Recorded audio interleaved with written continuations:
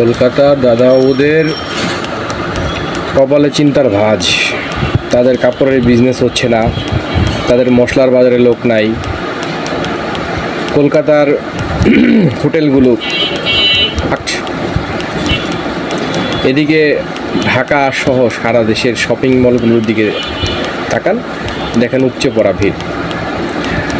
বহু বছর পরে ব্যবসায়ীরা বলছে, বহু বছর পরে এত ভালো বেচা কিনা তারা করছেন, দোকানদাররা এত ভালো বিক্রি করছেন, তাদের দম ফেলার সময় নেই।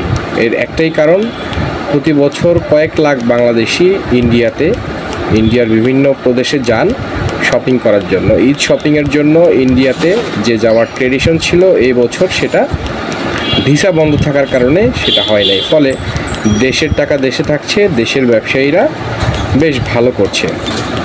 যাদের বোঝার জ্ঞান আছে তাদের জন্য ইশারাই যথেষ্ট।